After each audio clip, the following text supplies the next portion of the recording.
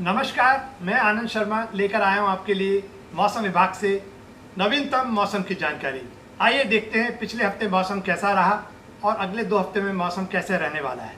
जैसा कि आपको मालूम होगा कि 28 अक्टूबर के आसपास उत्तर पूर्वी मानसून हमारे दक्षिण भारत में पहुंच चुका था, पर काफ़ी लंबी अवधि तक वो काफ़ी कमज़ोर रहा, यानी कि वीक कंडीशंस रही। मगर 11 तारीख से उसने थोड़ा पिकअप किया और उसमें तेज़ी आई। आइए देखते हैं क्या कंडीशंस थी जिसके चलते उसमें मौसम में तेजी आई।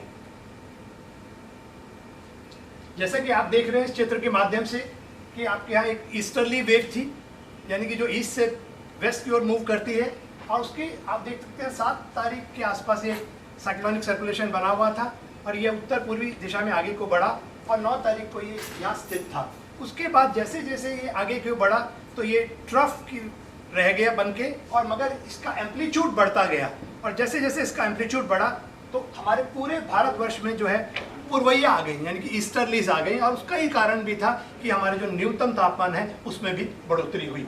उसके साथ साथ आप देख सकते हैं कि एक जो पिछले हफ्ते आप देख सकते हैं कुछ दिन पहले एक और ईस्टर्ली वेव आई थी, वो आगे मूव कर चुकी है, और साथ में एक पश्चिम विक्षोभ आप देख रहे हैं जो कि आगे को बढ़ेगा और हमारे इस उत्तर पश्चिम भारत को पहाड़ और मैदानी क्षेत्रों को प्रभावित कर सकता है, खासकर 14, 15 और 16 के बीच में। आइए देखते हैं आगे कैसा। और ये जो सिस्टम आगे मूव किया ईस्टर्ली वेव, उसके चलते आपको 6 तारीख से लेकर 11 तारीख के बीच में मध्यम से लेकर भारी वर्षा दर्ज की गई। जैसा कि आप देख सकते हैं 11 तारीख को नेल्लोर में 11 सेंटीमीटर और काबली में 8 सेंटीमीटर, वहीं बापटला जो आंध्र प्रदेश उसमें भी 6 सेंटीमीटर वर्षा मिली। आइए आप आगे देखते हैं। अब जैसा कि आप इस उपग्रह से जो प्राप्त चित्र है उससे देख सकते हैं कि कहाँ कहाँ कन्वेक्टिव क्लाउड्स बने हुए हैं, यानी बादल बने हुए हैं। तो जैसा कि आपको मालूम है कि एक ईस्टर्ली वेव आगे मूव करी, उसके चलते ये यहाँ आपको बादल दिख रहे हैं। और वहीं आप देख रहे हैं कि जो पश्चिम विक्षोभ है वो पश्चिम से पूर्व की ओर आगे बढ़ रहा है, और आप बादल की मूवमेंट को भी देख सकते हैं।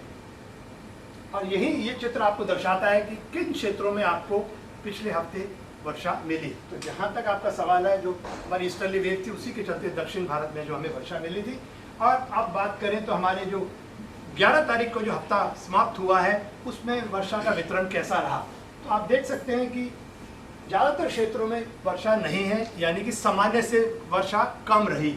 जो लाल क्षेत्र देख रहे हैं वहाँ वह सामान्य से कम है, और जो येलो जहाँ रंग दिखाया है, पीला रंग, इसका मतलब काफ़ी लार्ज डेफिसिट रहा है उन जगहों पे। बात करते हैं सामान्यतः आपको इस हफ्ते में, यानी कि 5 तारीख से लेकर 11 तारीख के बीच में करीब करीब 8 मिलीमीटर वर्षा मिलनी चाहिए। वहीं हमें जो वर्षा मिली वो करीब 1.7, यानी कि -80% की कमी। और वहीं हम बात करें पूरे सीजन की बात, यानी कि 1 अक्टूबर से लेकर हमारे 11 नवंबर तक, तो आप पाएंगे कि सामान्यतः जो हमें वर्षा मिलती है वो 141 मिलीमीटर वर्षा मिलती है, और जो हमें वर्षा मिली वो 130 मिलीमीटर के लगभग मिली, यानी कि -8%। तो आप देख सकते हैं ये जो वर्षा है 8%, ये जो है आपके उत्तर पूर्वी भारत के पूरे उसकी बात करें पूरे भारतवर्ष की, तो उसमें हम बात करें सामान्यतः हमें मिलनी चाहिए 90 मिलीमीटर के लगभग वर्षा, और जो वर्षा हमें मिली वो मिली करीब करीब 83.5 मिलीमीटर, यानी कि सामान्य से 7% का। तो ये तो मान के हम बता ही रहे हैं जैसे कि हमारा उत्तर पूर्वी मानसून बिल्कुल मतलब कि तेजी में नहीं था काफ़ी लंबे समय तक, और उसके साथ साथ भी जो हमारा कहते हैं दक्षिण भारत में ही थोड़ी वर्षा हुई, बाकी जगह वर्षा नहीं थी। अब बात करते हैं आज की सिनॉप्टिक सिचुएशन की। तो जैसा कि आप देख रहे हैं कि एक साइक्लोनिक सर्कुलेशन आपके बना हुआ है श्रीलंका के आसपास, और आप एक ट्रफ भी देख रहे हैं आंध्र तमिलनाडु कोस्ट के आसपास, और पश्चिम विक्षोभ भी आपको नजर आ रहा है। हालांकि एक साइक्लोनिक सर्कुलेशन छोटा आसपास बना हुआ है, मगर ये काफ़ी इफेक्टिव नहीं है। और अब इसके चलते जो है आपको मौसम देखने को मिलेगा इस क्षेत्र में, और खासकर इन क्षेत्रों में आने वाले दिनों में। आइए आगे देखते हैं। आज इस चित्र के माध्यम से हमें खासकर वो तो प्रेशर पैटर्न दिखा रहा है, इसमें आप देख सकते हैं किस तरह से विंड का मूवमेंट। देखिए कि आपको बिल्कुल ईस्टर्ली दिख रही है यहाँ पर, और यहाँ आप देख रहे हैं तो बीच में अभी तो वेस्टर्ली है, मगर थोड़ा सा ये तारीख देख रहे हैं जो आपको 14-15 को आप देख रहे हैं, तो ये देखिए सदरली विंड, यानी कि पश्चिमी विक्षोभ जो है उसका असर दिखना शुरू हो गया है। तो इन क्षेत्रों में आप देखिए वर्षा भी आपको मिलनी शुरू हो गई है। आप देखिए कैसे ऐसे, और खासकर जम्मू कश्मीर और लद्दाख में इसका अच्छा खासा असर देखने को मिल सकता है, खासकर 14, 15, 16 के बीच में। अब चलते हैं आगे, और जो हमारे अगले 5 दिन की चेतावनी है उसमें आप पाएंगे कि खासकर जो हमारे भारी वर्षा जो मिलने वाली है आपको तमिलनाडु, पुडुचेरी और कराईकल अगले 5 दिनों के अंदर इन क्षेत्रों में जो है भारी वर्षा मिलेगी। वहीं यदि हम बात करें तो 12, 15, 16 के आसपास जो तटीय आंध्र प्रदेश है वहाँ भी इक्का दुक्का जगह में आपको भारी वर्षा मिल सकती है। वहीं जम्मू कश्मीर, लद्दाख, गिलगित, बाल्टिस्तान, मुजफ्फराबाद और 14 और 15 तारीख को, जैसे कि हमने कहा कि जो एक पश्चिमी विक्षोभ पश्चिम से पूर्व की ओर आगे बढ़ रहा है, वो 14 और 15 तारीख को खासकर हमारे जो क्षेत्र हैं, हमारे जम्मू कश्मीर और गिलगित, बाल्टिस्तान और मुजफ्फराबाद और लद्दाख, इन क्षेत्रों में कहीं कहीं भारी जो है स्नोफॉल हो सकता है, यानी कि बर्फबारी हो सकती है, हिमपात हो सकता है। तो इन क्षेत्रों में लोगों को जो मूवमेंट होती है वहाँ उनको एक्स्ट्रा केयरफुल रहना पड़ेगा, क्योंकि जो ऊंचाई वाले क्षेत्र में जो पासेस हैं, जैसे जोजिला पास है और अन्य पास है, उन भी रास्ते बंद होने की पूरी संभावना है। और वहीं आप देख सकते हैं कि थंडरस्टॉर्म वगैरह की संभावना बनी हुई है दक्षिण भारत में। अब बात करते हैं हमारे जो कंडीशंस रहती हैं, ला नीना कंडीशंस, जो इस बार काफ़ी इसकी चर्चा भी हो रही है। अक्सर चर्चा होती थी एल नीनो की, इस बार ला नीना की कंडीशंस की बात करें तो हम अब जैसे कि इस डायग्राम के माध्यम से आप देख सकते हैं, जो ला नीना है वो खासकर जो है हमारा उसमें तापमान जो है सी सरफेस टेम्परेचर है खासकर वो सामान्य से कम है, और वो क्षेत्र जो है हमारा सेंट्रल और ईस्टर्न पैसिफिक यानी मध्य और पूर्वी जो प्रशांत महासागर है वहाँ पर तापमान सामान्य से कम है। और यदि बात करें तो ये जो क्षेत्र आप देख रहे हैं ये कहलाता है 3.4, एल नीनो 3.4। ये क्षेत्र है जो हमारे क्षेत्र के मौसम को ज़्यादा प्रभावित करता है, और उसमें आप देखेंगे तो उसकी वैल्यू करीब करीब -1.5 की आ रही है। और हम बात करें तो वीक ला नीना कंडीशंस प्रिवेल कर रही हैं हमारे प्रशांत महासागर में, और ये पिछले 3 महीने से अक्टूबर, सितंबर, अक्टूबर की बात करें तो 3 महीने से जो स्थिति बनी हुई है वीक यानी कि कमजोर ला नीना की स्थितियां बनी हुई हैं। और उसके चलते जो है जब तक ये स्थितियां रहती हैं तो उसी के चलते जो है आपकी कहते हैं ज़्यादा मतलब कि मानसून भी हमारा कहते हैं अच्छा नहीं है। जब ला नीना कंडीशंस होती हैं तो हमारे जो उत्तर पूर्वी मानसून होता है वो थोड़ा कमज़ोर रहता है, और वो बिल्कुल सही बिल्कुल दर्शा रहा है। और यहाँ पे भी आप डायग्राम में देख सकते हैं एल नीनो 1+2 को भी आप देख लीजिए, और इनको भी देखिए आप, इसमें ये सारा नेगेटिव आपको एनोमली दिखाई दे रही है। अब बढ़ते हैं आगे को, और इस डायग्राम में भी आप देख सकते हैं, थोड़ा बैक जाएंगे, इस डायग्राम में भी आपको देख रहे हैं कैसे आपका ये जो पूरा क्षेत्र है दिखा रहा है कि इसमें कूलिंग है। आगे चलते हैं, इस डायग्राम के माध्यम से आप देख सकते हैं ला नीना कंडीशंस, और आप जैसा कि इस माध्यम से देख रहे हैं कि वीक ला नीना कंडीशंस बनी हुई हैं। और ये जो हमारा मॉडल है मॉनसून मिशन का, जो हमारा क्लाइमेट फोरकास्ट सिस्टम है जिसे हम MMCFS कहते हैं, उसकी फोरकास्ट भी बता रही है कि आने वाले दिनों में भी ला नीना कंडीशंस बनी रहेंगी, यानी कि नवंबर, दिसंबर, जनवरी, फरवरी, अगले 3 महीने भी जो है हमारी ला नीना कंडीशंस बनी रहेंगी। अब चलते हैं आगे,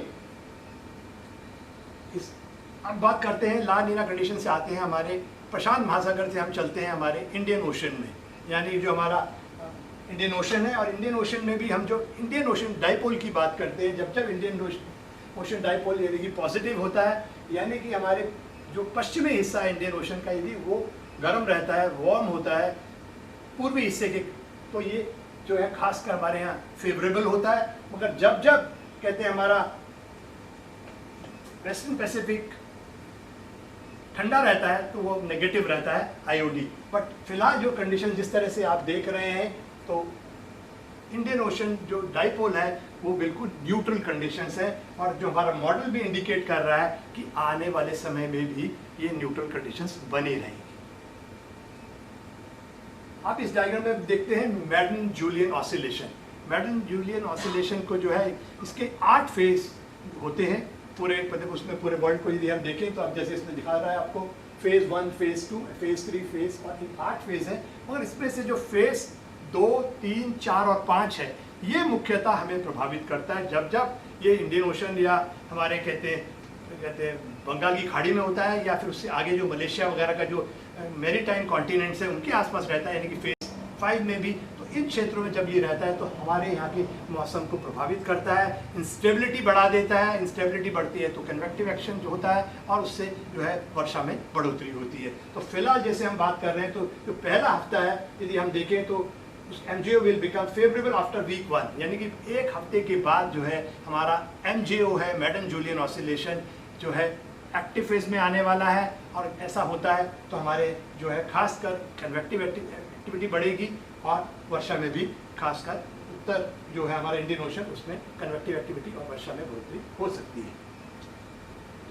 अब इस चित्र के माध्यम से हम जानने की कोशिश करेंगे क्या हमारे यहाँ जो हमारा इंडियन ओशन कह लें या अरबियन सागर कह लें, अरब सागर कह लें या बंगाल की खाड़ी, क्या वहाँ पर साइक्लोन बनने वाले हैं?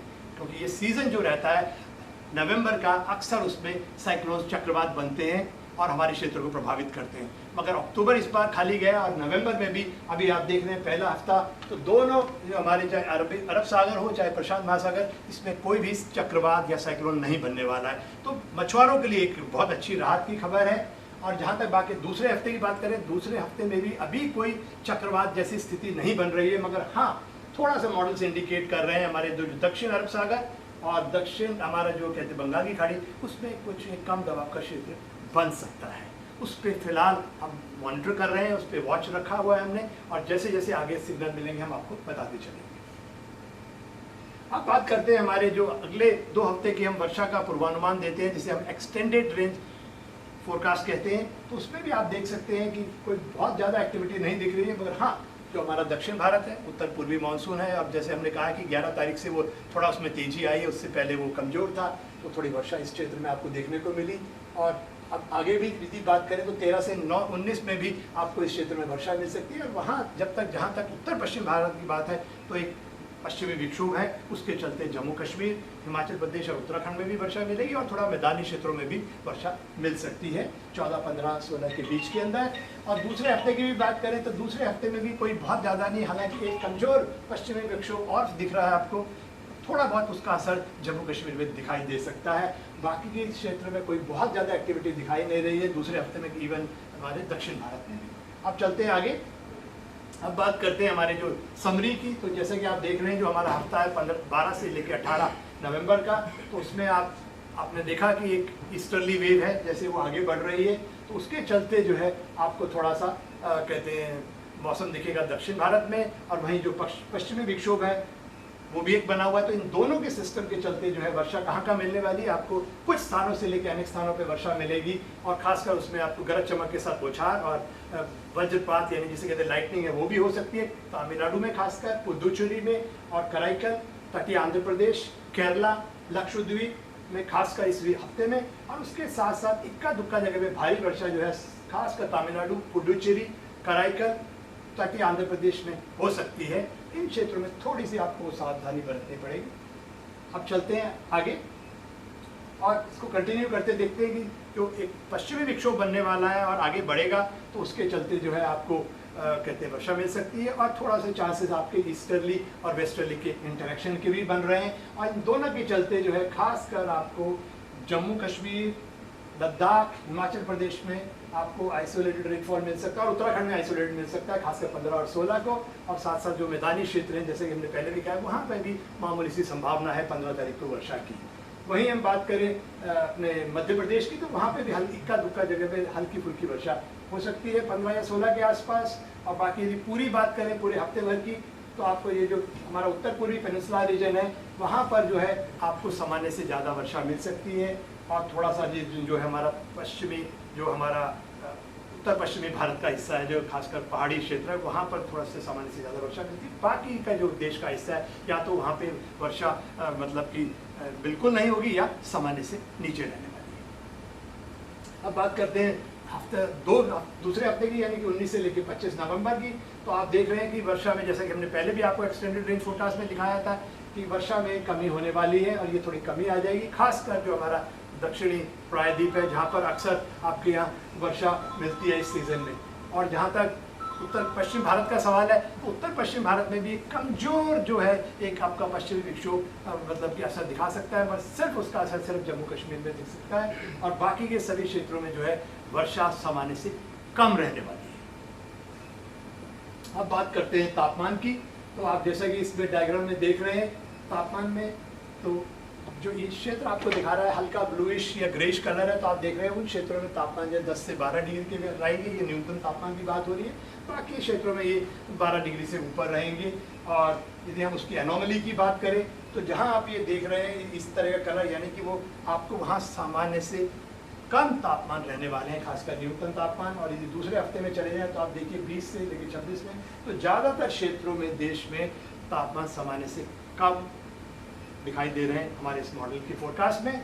अब चलते हैं आगे। तो आप यदि हम समरी बताएं दोनों हफ्तों की, तो आप देख सकते हैं कि पहले की बात कि 10 तारीख तक जो है हमारे पास जो न्यूनतम तापमान थे देश के काफ़ी बड़े हिस्से में, खासकर उत्तर पश्चिम भारत, दक्षिण भारत में सामान्य से कम चल रहे थे, 3 से 4 डिग्री तक। और 11 तारीख से एक बार तापमान में मतलब कि बढ़ोतरी शुरू हो गई। और उसका मुख्य कारण है जैसे ही ईस्टर्ली वेव बनी और साथ साथ उसके जो है आपके पास एंटी साइक्लोनिक साइसर कंडीशंस भी बनी हुई थी, उसके चलते ज़्यादातर पूरे देश के हिस्से में पुरवैया आ गई थी और उसके चलते जो है तापमान में बढ़ोतरी होगी। और ये जो आपकी बढ़ोतरी आप देख रहे हैं ये आपके रहने वाली है कहते हैं कुछ दिन तक। और उसके बाद खासकर बात करें तो 15 तक जो है आपका कहते हैं minimum temperature would fall above region by 2 to 4 degree.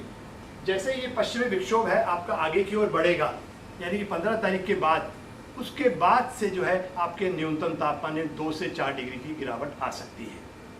और वहीं बात करें हम बाकी के हिस्सों में, तो आप देख रहे हैं कि टेम्परेचर जो है सामान्य से 2 से 3 डिग्री रहने वाले हैं, सामान्य से ऊपर। और ये खासकर जो है इन क्षेत्रों में रहने वाले उत्तर प्रदेश और दक्षिण प्रायद्वीप और मध्य प्रदेश में। और ये पहले वीक की बात करें, दूसरे हफ्ते की बात करें तो